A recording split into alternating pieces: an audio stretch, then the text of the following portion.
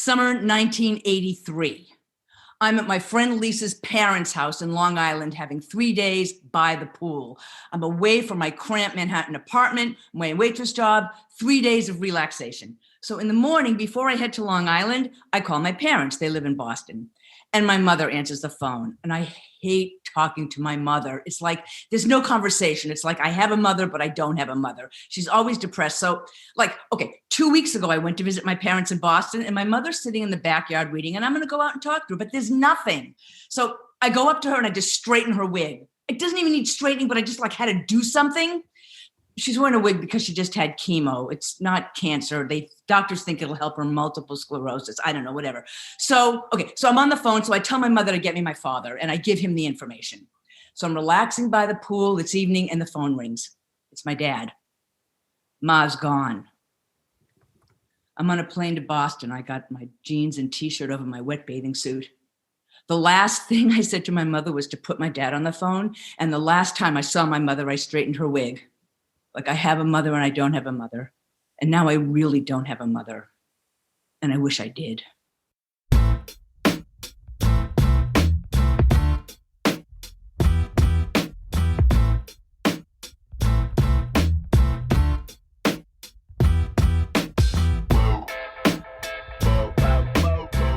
Hey there, and welcome to Grit, True Stories That Matter, a weekly podcast on the art and craft of the personal narrative story. Each week, my partner Kurt and I will tackle one question and answer it as best we can to help you craft and tell better, more engaging, more relatable, and more memorable stories. True stories, personal stories, grit stories. But this week's a little different. We're not tackling a question. And we've got 8 tellers. You've already heard from one at the top of the show. That was Ronna Levy in Brooklyn, New York.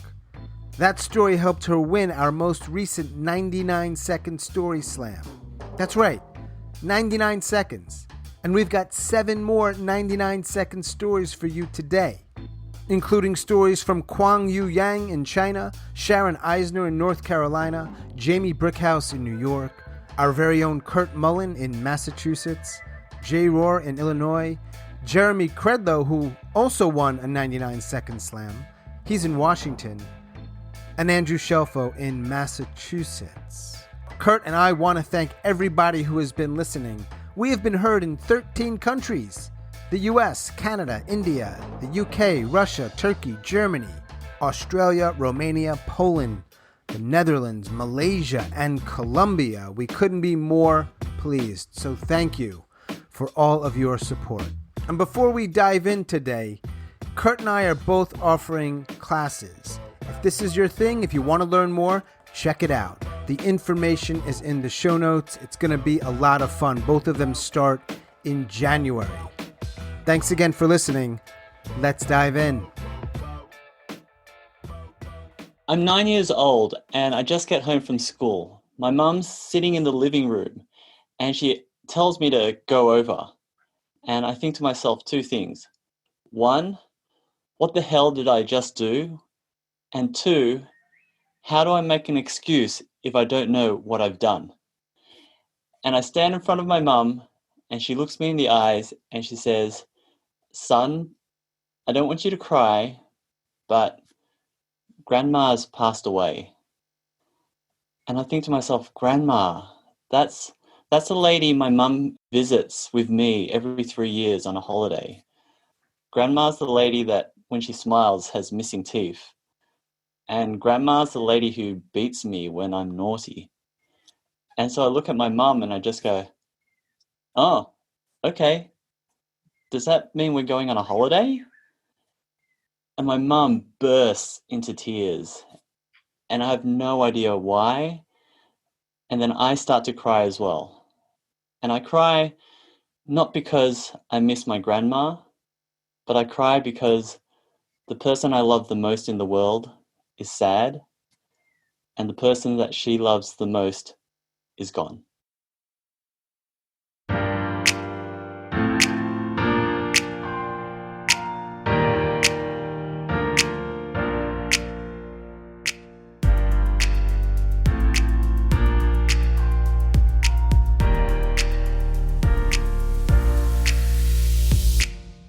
sitting by my mother's bedside, and I'm singing along with Ella Fitzgerald, her favorite CD. Someone to watch over me. And I can tell she's listening, even though her eyes are closed, because under the hospital sheet, her toes are going up and down to the rhythm of the song. And I'm thinking, I've never had anyone to watch over me, not in that way, but my mother has. My mom met my dad when she was 16 and he was 20. They used to walk around the Bronx together, singing in harmony, and sometimes they would go dancing. That was 70 years ago. Can you imagine? I take my hand and I smooth her hair back from her forehead like she used to do when I was young. To my heart, you carry the key. And I try to send all my love through my hand and through my voice to my mommy, my flawed mommy who tried to protect me fiercely from the world like a mama grizzly. Then suddenly it hits me. Maybe the song isn't about me. Maybe it's not about someone to watch over me. Maybe I'm the someone. Maybe I'm the someone.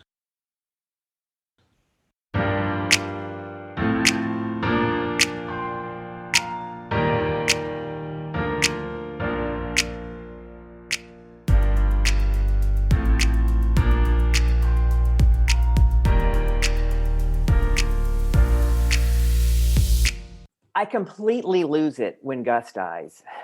Gus is a dog.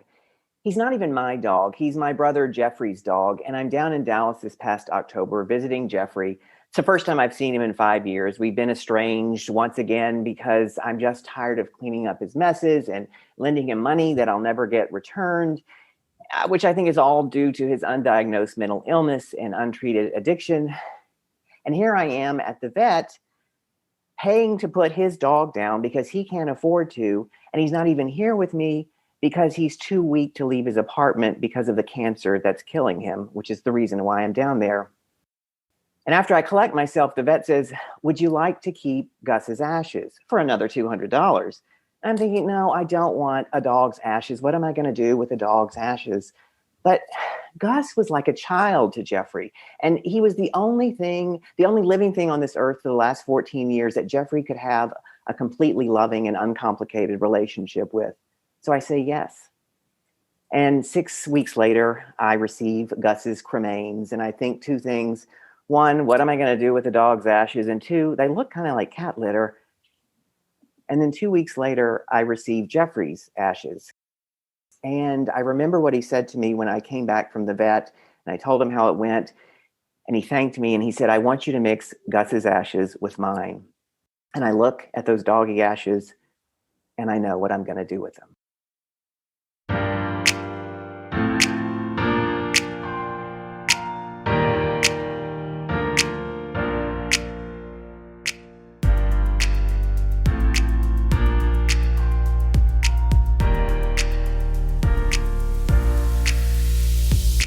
Have there been any major changes in your life lately? This is the young EMT asking me this, and I'm on a gurney that he's just pulled out of an ambulance, and we're in a driveway looking at a house where there's this big Christmas party in my town. And I was just in there a moment ago, but I've just become that guy, that middle-aged guy who passes out at the Christmas party.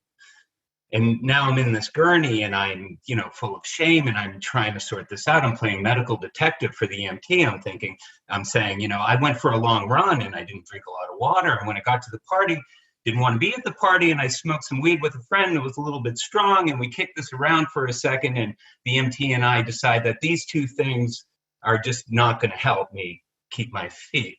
But, there's something really trustworthy about this EMT. And for a second or two, I think, and I'm thinking, I'll just tell him, Well, the thing that's really got me is my brother just died recently. He was only 37 years old, and I've been rattled by it. And it's for Christmas. It's cold in this driveway, and the windows are all lit up, and there are people looking at me. They're gawking, and I know some of them. And I'm really happy that I can't freaking hear one word that they have to say, because sometimes you just want someone new to talk to.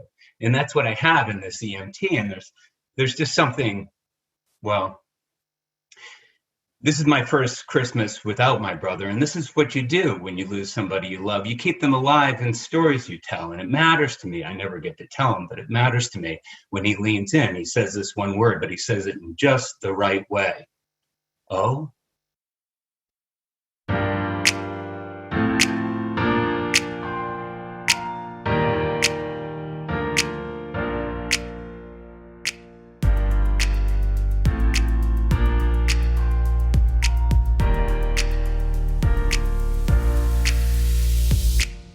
Sometimes you look at the people in your life and you realize, these are my friends. Holy shit, I need to get some new friends. But it's not always easy to push these people out of your life, even if they're bad for you. But sometimes they make it really easy for you to do so. One instance of this, I had a buddy of mine. He had the audacity, the nerve on my birthday of all times, to do this to me. He had the nerve on my birthday to die. He'd been in the hospital dying of cancer slowly for months, and he picks my birthday of all days. You know, he's got to make it all about himself. You know, he couldn't hang on for one more day. But in the interest of being the bigger man, I went to the funeral. And while I was there, we had some pre-funeral drinking in the parking lot, which led to at the funeral drinking, and then after funeral drinking, which turned into regular drinking, which eventually became after drinking. And it was sometime around the dawn, when we were in the midst of after drinking, that I turned to my buddy Dave and I said, dude, I really think that we need to stop being surprised that we're all dying so young.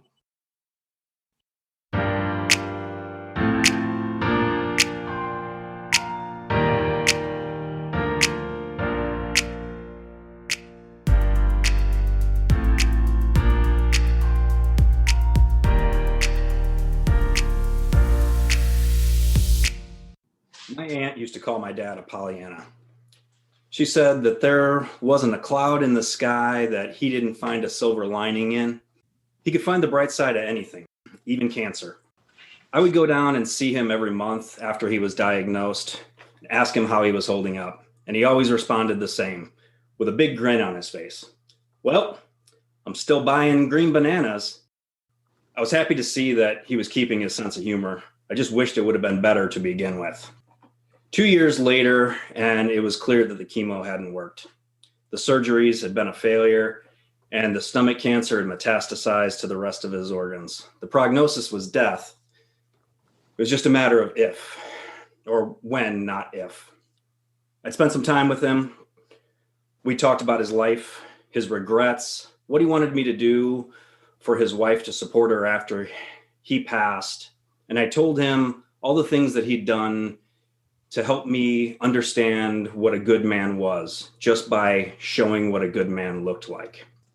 When the phone rang and I saw his name popped up, I answered it immediately. I could see his grin through FaceTime when I asked him how he was doing. And he said, well, decided I'm not buying green bananas anymore. And so I packed my bags and went down to be with him when he died.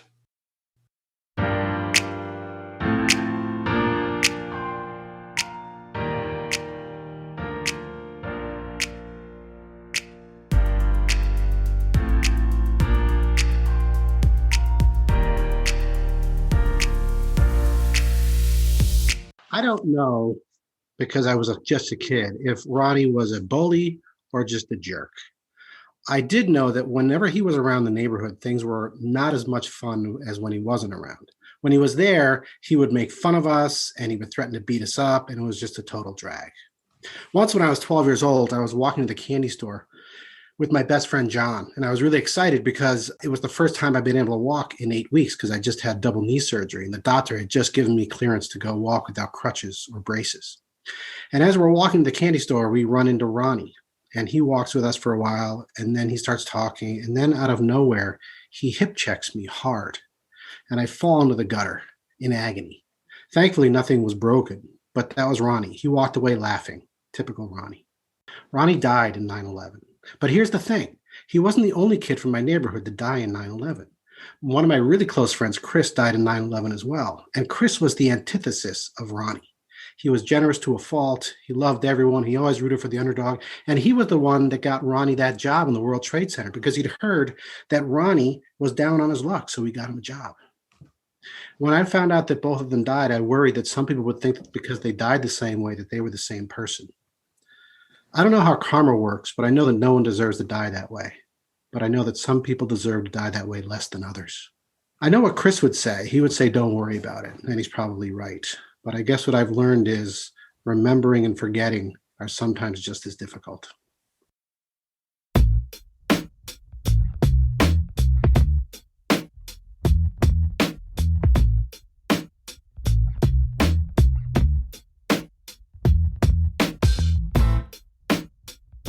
Thanks so much for listening. I hope you enjoyed these 99-second stories.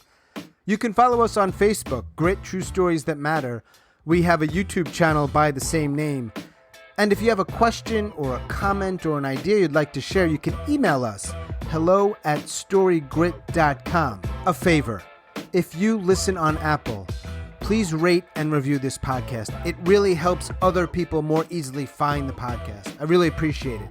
And if you like this stuff and you want to take a class, well, Kurt's offering one, and so am I. The information is in the show notes, so it'll be a lot of fun. From both of us, we wish you a very safe and happy holidays. Talk to you soon.